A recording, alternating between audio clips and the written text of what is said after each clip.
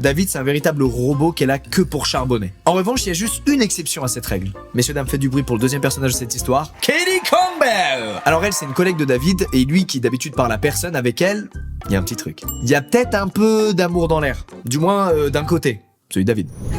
Salut Kelly. Mon David.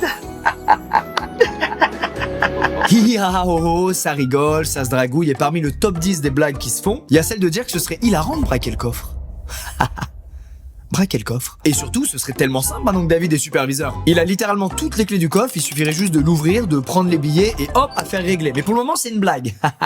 On s'amuse, c'est énorme, c'est énorme. Et là, fin du fun, car Kelly change de job. Elle en a ras le cul de ce métier, donc évidemment, ça l'attriste un peu de quitter David. Mais bon, sa vie perso a plus d'importance que son taf. En revanche, David, de son côté, ça lui brise le cœur. Surtout qu'en ce moment, ça va pas des masses, puisque son couple commence à battre de l'aile depuis que ce nouveau métier lui prend tout. Et pour rien arranger, il est pas si bien payé que ça. C'est-à-dire, il a beau charbonner, niveau salaire, ça suit pas, quoi. C'est pas dingue. Alors Kelly et David restent malgré tout en contact, mais ça a pas la même saveur qu'avant.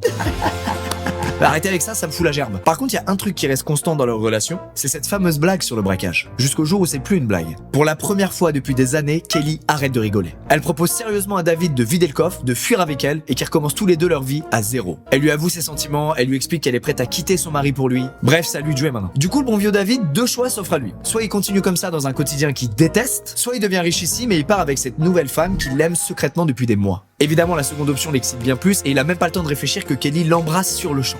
Waouh, c'était jamais arrivé avant. On dirait le début d'une espèce de comédie romantique. Et c'est peut-être le cas. Allez hop, ni une ni deux, David accepte de se lancer, mais à condition de quitter le pays le jour même avec des faux papiers. Alors l'idée, elle est pas de lui, elle est d'un roman policier qui lit dès qu'il a un peu de temps libre. D'ailleurs, grâce à ce roman, il connaît tout le fonctionnement de la justice, de la police et des enquêteurs. Il sait très bien que s'ils volent cet argent, ils vont devoir s'éclipser pendant quelques temps, en attendant que l'enquête piétine et finisse dans un tiroir poussiéreux. Ensuite, Kelly pourrait le rejoindre et c'est parti pour la vie d'Aloca, baby. Alors attention, David est clair, la condition c'est qu'il ne faut rien dépenser pendant quelques années pour passer sous les radars et ensuite tu peux kiffer. Mais le mot-clé c'est patience. En réalité, vu la position de David, le braquage, donc voler l'argent, c'est pas du tout ce